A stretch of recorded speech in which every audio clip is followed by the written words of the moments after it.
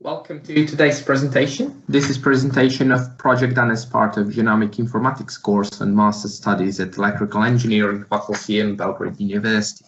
My name is Milan Babic, and together with my colleague Petar Jokic, we'll present you our work. This is today's agenda. First, we'll go through what was objective of our project, and after that, we'll see some of the basic information regarding tools and methods we used during the project. At the end, we'll see what is the result we received. Objective of our project was to perform variant calling on provided BAM file and using human genome as a reference genome as FASTA file by using GATK for haplotype caller and free bias variant calling tools. Second task was to compare output files from previous step, taking haplotype caller as a truth set and free bias as a test set, and getting out various metrics from the comparison, like true positives, false negatives, and also calculate precision, recall, and F-score metrics. First, let's talk a bit about variant calling. Variant calling is a process of finding differences between reference genome and observed sample. Variant calling is usually final phase of DNA analysis. There are a number of different genomic variants, like SNV or single nucleotide variant, deletion, insertion, inversion, copy number variant, translocation, also duplication. We can see all those different genomic variants on the picture on the slide. Also, these different genomic variants can have a different impact on human cells and organisms. SNV, which stands for single nucleotide variant, is the basic and most simplest variation. Based on the variant location, we can predict if mutation will have impact on the organism or not. So now, once we know what is the variant calling, let's talk a bit about the tools. First tool we will use is called GATK4. GATK4 is a very large tool, and it is able to perform many different tasks. In our solution, we only use a small subset, of which name is, as you can guess, haplotype caller. Prerequisite for using this tool was to have installed Java JDK and corresponding Python and R libraries. But fortunately, there is more convenient way to achieve this by using official Docker image. So that was our choice. We also use 7bridges platform in order to make the app for our task. It is worth to note that there are already an existing GTAK app on the platform, but it has been much easier. It has much earlier release date, and it was deprecated for our needs. At the bottom of the slide, you can see the command for running tool. rswitch is a reference file, and iswitch is for input BAM file.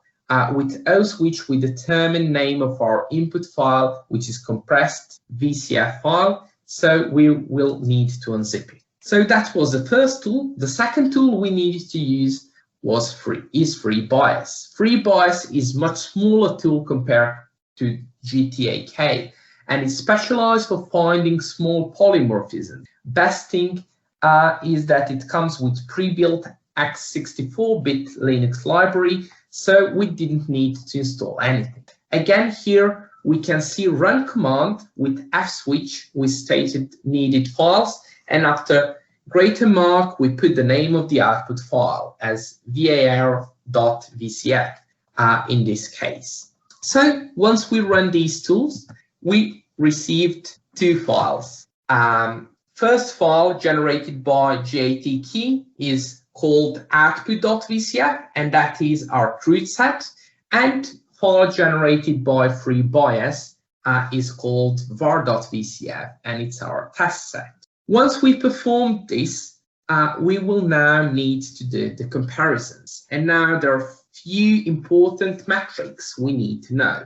We would be looking against what are true positives, which are prediction of mutation which exist in both truth and test set. False positives are predictions that only exist in test set and false negatives predictions which are existing in truth set but doesn't not exist in test set file.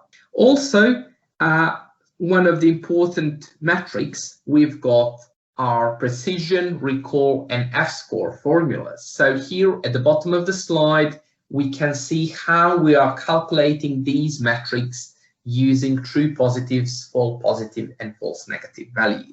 Evaluating variant calls requires complex matching algorithms and standardized counting because the same variant may be represented differently in truth and test call sets. High confidence variant calls and regions that can be used as truth to accurately identify false positives and negatives are difficult to define, and reliable calls for the most challenging regions and variants remains out of reach.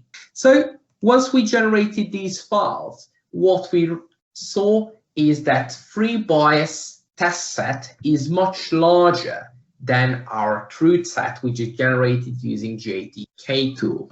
So we are expecting to have a lot of false positives. Now, in order to calculate value of true positives and false negatives, my colleague Peter created a manual script. We will then use the values to calculate precision, recall, and F1 score metrics. We calculated only number of SNPs. We used variance file from PySam library, which has support for reading the VCF records. First, we prepare the data we made two arrays, which consist position of mutation for each chromosome in VCF file for truth and test set. We go through each chromosome in set file and check do the position exist in corresponding chromosome in truth file.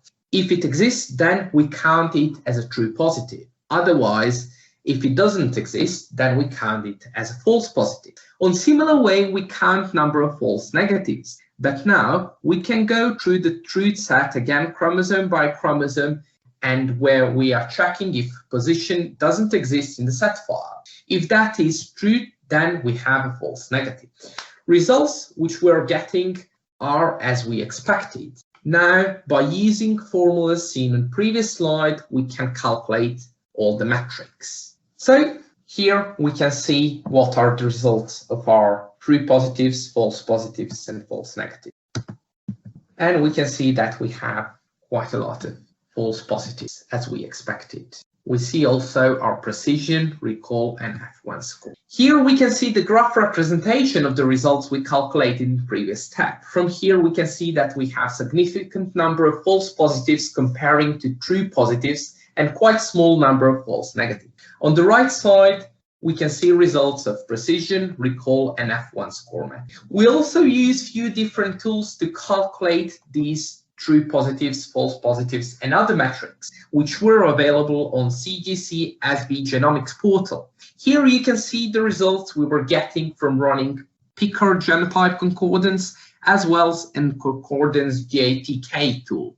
Tools which are based only on VCF records have pretty the same results as we have by using our algorithm, but tools which are using more complicated and complex ways to determine haplotypes and mutations have different results. But again, they're all similar between them.